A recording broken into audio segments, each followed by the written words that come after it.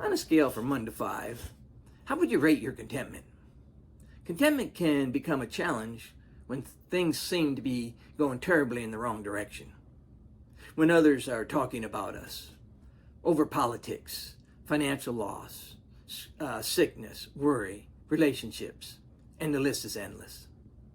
The Apostle Paul said in Philippians chapter 4 and verses 11 to 13 that he had learned the secret of being content in any and every situation.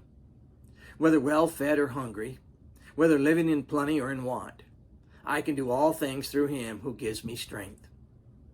Paul had learned to trust in God. And before you say Paul doesn't know what you are facing, listen to his words in 2 Corinthians chapter 11 and verses 25 to 33, where he says he was beaten with rods 3 times, stoned once, and shipwrecked 3 times. Paul knew what it was to have nothing and to be left for dead.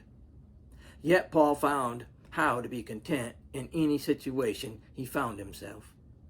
And when we struggle to find peace and contentment, it's often because we aren't trusting enough in God. Scripture can help us to find contentment. 1 Timothy chapter 6 and verses 6 through 7 reads, "But godliness and contentment is great gain. For we brought nothing into this world, and we can take nothing out of it." There is much gain to be found for those who live a godly life filled with contentment. The truth is, we will leave this world with nothing. It doesn't matter how much stuff you accumulate. In the end, it will all be left behind. Hebrews chapter 13 and verse 5 says, "Keep your lives free from the love of money, and be content with what you have.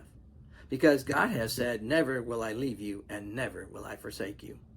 When you are feeling overwhelmed, overstressed, at your wit's limit, remember, God has said he is always with you.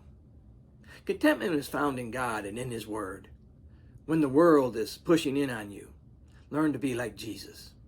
Find a quiet place to pray. Slip away to your secret mountaintop and spend time with your Creator.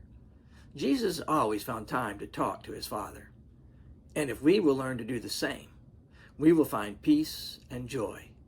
And this is Jesse Walker with the Glenwood Church of Christ.